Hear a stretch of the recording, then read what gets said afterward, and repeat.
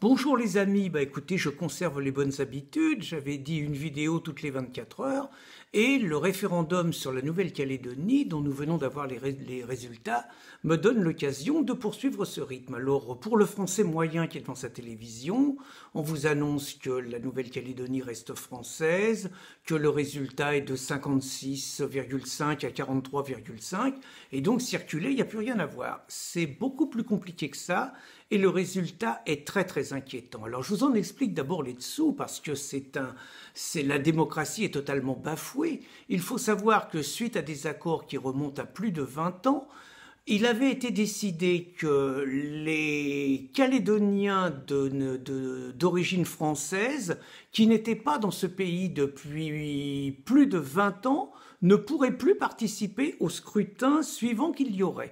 Ce qui signifie qu'aujourd'hui, vous avez 30 000 Calédoniens d'origine française qui ont été privés du droit de vote. 30 000 sur une participation de 180 000 électeurs. D'autre part, notre ami Marcus Graven, qui était présent là-bas et qui a vécu plus de 20 ans là-bas, nous a fait savoir que dans les tribus Kanak, il y avait sans doute des taux de résistance et de robustesse exceptionnelle, puisqu'il nous a expliqué que 12 000 Kanaks de plus de 90 ans avaient pu voter, et sur les 12 000 Kanaks de plus de 90 ans, 9 000 d'entre eux étaient des centenaires, ce qui fait juste que de 10 fois plus que la population européenne. Donc déjà, la démocratie est bafouée. Elle est bafouée par les mêmes qui réclament le droit de vote des étrangers en France, mais qui par contre s'opposent à ce que des Français puissent voter en Nouvelle-Calédonie. Et surtout, les gens normaux comme vous et moi, vous auriez pu penser qu'au bout de 30 ans de processus où la gauche a été, des pans entiers de la gauche, comme en Indochine, comme en Algérie, ont été du côté de ceux qu'on appelle les indépendantistes, on pourrait penser que cette fois, circuler, il n'y a plus rien à voir, 56-43, c'est fini. Pas du tout, les amis.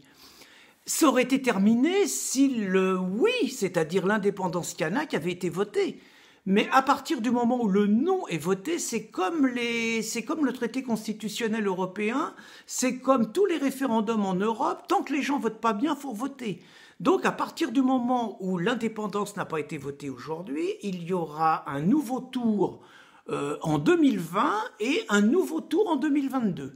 Et tenez-vous bien, le Premier ministre Édouard Philippe, celui qui vient d'aller commémorer Ho Chi Minh l'assassin de 20 000 militaires français, le même va venir consoler les indépendantistes kanaks. Et tenez-vous bien, le président Macron, lorsqu'il a dit Choupinet, lorsqu'il a fait son intervention, a expliqué qu'il était neutre. Un président de la République qui défend les intérêts de la France, qui est neutre devant les enjeux de l'indépendance de la Nouvelle-Calédonie, qui est neutre devant les enjeux du nickel, qui est neutre devant les 11 millions de kilomètres carrés de surface territoriale. Un trésor pour la France sur lequel lorgne avec avidité la Chine et beaucoup de puissance. Mais enfin, on ne peut pas être neutre, sinon on est un traître à la France. Rappelez-vous l'attitude du roi d'Espagne face aux indépendantistes catalans. On peut penser qu'il a tapé fort, mais il a envoyé un régime clair. Je vais être obligé de confirmer la même conclusion que celle que j'avais émise hier à la fin de ma vidéo. Nous sommes décidément gouvernés par des traîtres. Vive la France!